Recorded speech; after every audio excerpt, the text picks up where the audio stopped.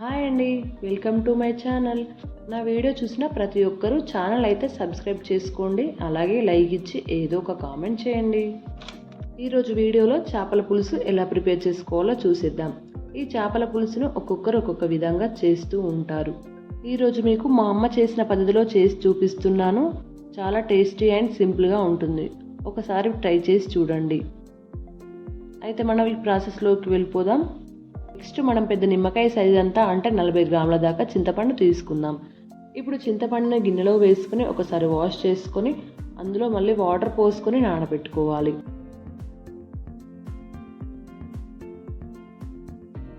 First దీనికోసం KG పైన ఉండే చేపని శుభ్రం చేసి క్లీన్ చేసిన తర్వాత 800 నుండి 900 గ్రాముల మధ్యలో చేప ముక్కలు అయితే వచ్చాయి. సుమారుగా 1 కేజీ చేపల పులుసును రెడీ చేసుకుందాం. ఇక్కడ రెగ్యులర్గా చేపల పులుసును ఏ చేపతో అయినా సరే ఈ పులుసును ట్రై చేయొచ్చు. చాలా రుచిగా ఉంటుంది. చేప ముక్కలకి పొట్టు పైన ఉండే జిగురు మొత్తం పోయేంత వరకు కూడా బాగా క్లీన్ చేసి ఆ తర్వాత ఉప్పు, నిమ్మకాయ రసం వేసి బాగా కడిగేసుకోవాలి. దీంట్లో ఉండే పచ్చివాసన అంతా కూడా పోతుంది. ఆ తర్వాత ఇప్పుడు మనం ఒక ఆనియన్ తీసుకొని స్టవ్ ఆన్ చేసి స్టవ్ మీద పెట్టి 2 మినిట్స్ మీడియం ఫ్లేమ్లో కాల్చుకోవాలి. 2 మినిట్స్ అయ్యాక అది నిదానంగా లో ఫ్లేమ్లోనే కాల్చుకొని పీల్ తీసేసి నీట్గా వాష్ చేసుకొని మిక్సీ పట్టుకొని పక్కన పెట్టుకుందాం. ఇప్పుడు స్టవ్ మీద వెడల్పుగా మందంగా ఉండే గిన్నెను తీసుకుందాం. చేపల పులుసు తయారు చేసేటప్పుడు ఎప్పుడైనా సరే లోతు తక్కువగా ఉండి వెడల్పు ఎక్కువగా ఉండే కడాయిని కానీ ప్యాన్ని కానీ తీసుకోవాలి. అప్పుడే చేప ముక్కలన్నీ కూడా ఈవెన్గా ఉడుకుతాయి. అప్పుడు పులుసు కూడా చేపల ముక్కలన్నిటికీ బాగా పడుతుంది. ప్యాన్లోకి 3 to 4 టేబుల్ స్పూన్ల ఆయిల్ వేసుకుందాం. ఆయిల్ హీట్ అయ్యాక మనం ముందుగా గ్రైండ్ చేసి పెట్టుకున్న ఉల్లిపాయ పేస్ట్ని ఇందులో వేసుకుందాం. దీనిని కలిపేసి 2 మినిట్స్ గోల్డెన్ కలర్ వచ్చేంత వరకు ఫ్రై చేసుకోవాలి. ఇలా ఫ్రై అయ్యాక 1 టేబుల్ స్పూన్ అల్లం వెల్లుల్లి పేస్ట్ వేసుకొని బాగా కలుపుకోవాలి. అది పచ్చివాసన పోయేంత వరకు ఫ్రై చేసుకోవాలి.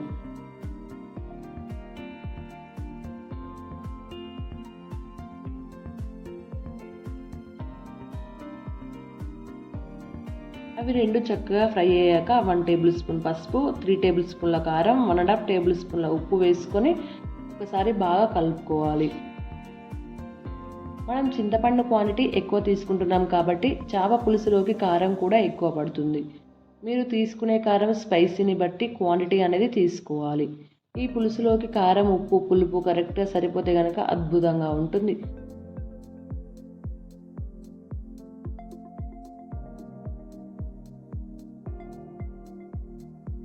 ఇలా కలుపుకున్న తర్వాత మనం ముందుగా నానబెట్టుకున్న చింతపండు రసంని కొంచెంగా పోసుకొని అది 2 మినిట్స్ మరిగి ఆయిల్ సపరేట్ అయ్యాక మనం క్లీన్ చేసి పెట్టుకున్న ఫిష్ ముక్కల్ని గిన్నెలో ఒక్కొక్కటిగా వేసుకొని మీడియం ఫ్లేమ్లో ఫ్రై చేసుకోవాలి.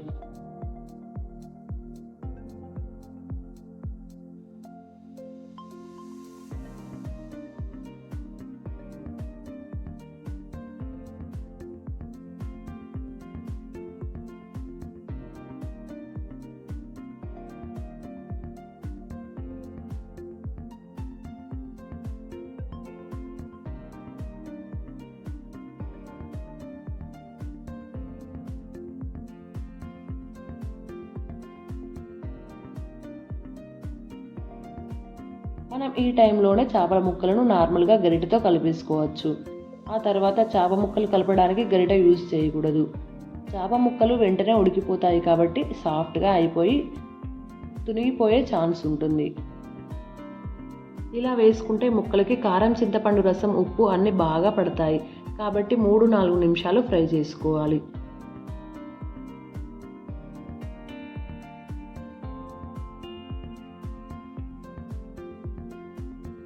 ఇలా ఫ్రై అయ్యాక మనకు మిగిలిన చింతపండును పిండేసి రసాన్ని కొద్దిగా వాటర్ పోసుకుంటూ మొత్తం దీంట్లోకి యాడ్ చేసుకోవాలి.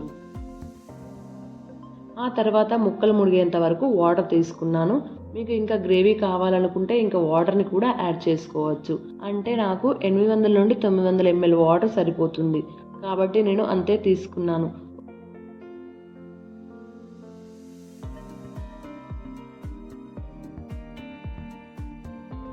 ఒకసారి కలిపేసుకొని 2 చిన్న ఎండు కొబ్బరి ముక్కలు రుబ్బి యాడ్ చేసుకున్నాను.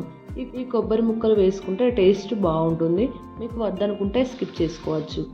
మీరు ఈ టైంలో టేస్ట్ చూసి సాల్ట్ అడ్జస్ట్ చేసుకొని వేసుకోవచ్చు.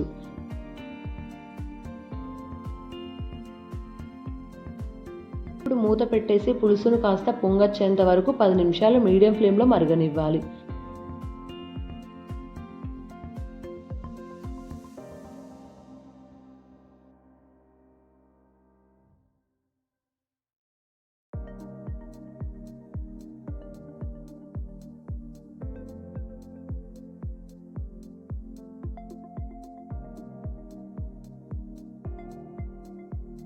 మధ్య మధ్యలో 2-3 సార్లు మూత తీసి ఇలా క్లాత్ సహాయంతో గిన్నెని కుదుపుకుంటూ స్టవ్ మీద ఉంచండి.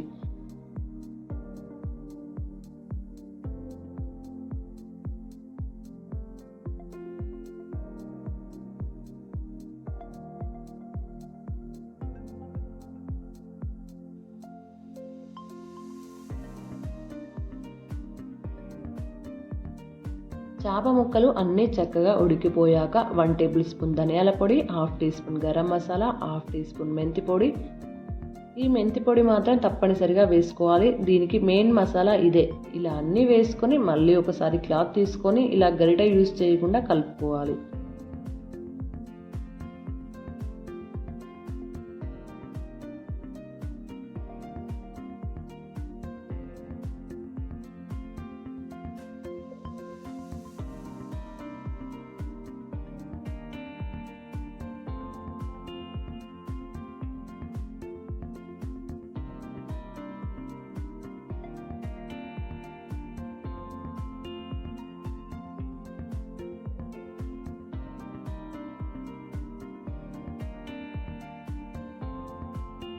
మంటని మీడియం ఫ్లేమ్లో పెట్టి ఒక 5 నిమిషాలు మసాలాలు బాగా పట్టేలా ఉడకనివ్వాలి.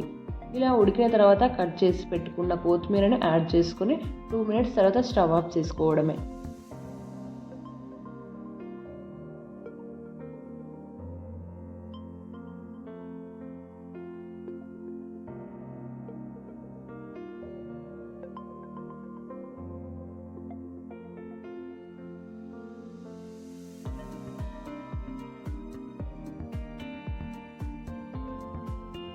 ఏ చేప పులుసు అయినా కూడా పూర్తిగా చల్లారిన తర్వాత మార్నింగ్ చేసుకుంటే ఈవినింగ్కి చాలా టేస్టీగా ఉంటుంది. మరుసటి రోజుకైతే ఇంకా రుచిగా ఉంటుందన్నమాట.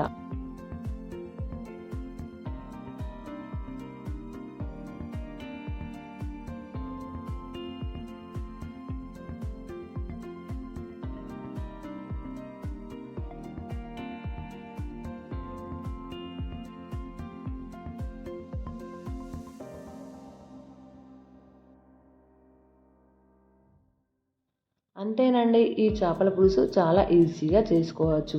చిన్న చిన్న కొలతలు అండ్ టెక్నిక్స్ తెలిస్తే సరిపోతుంది. ఎంతో రుచికరమైన చేపల పులుసుని నేను చెప్పిన ప్రాసెస్లో మీరు కూడా నెక్స్ట్ టైం తప్పకుండా ట్రై చేయండి. అలాగే లైక్ చేసి కామెంట్ చేయండి. Thank you for watching.